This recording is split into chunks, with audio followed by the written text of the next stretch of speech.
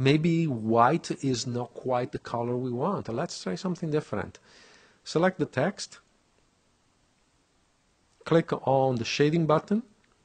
In our material, let's try, no, maybe a nice shade of blue. Something like,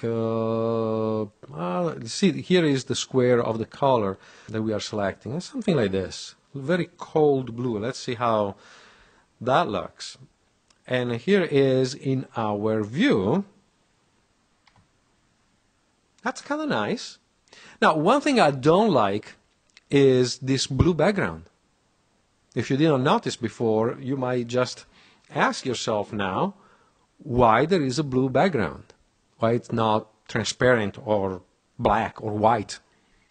Very good question.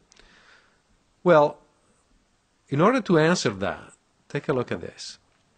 We move this, you know, when it's too small, when the window is too small to show all the buttons, you can move, you can slide the menu, the header, by clicking on the middle click of the mouse and dragging.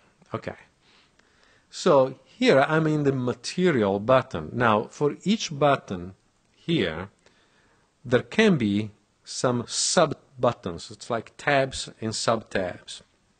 For example, when I click on the object, I have parameters for the object selected. Then I can also activate the physics button and the particles buttons. Yes, we have 3D particles, of course. But these are the three options for the object button. When I click on the shading button, I have, as we saw before, the lamps button when we select a lamp. But look at this, there is a world button. And the world button is basically the sub-tab that holds parameters for the world. The scene exists in what is a kind of a universe or a world of its own. Now if I click on the world, you see here we have this blue sky, which is exactly what renders as a background. Now I could change this, but there is an easier option.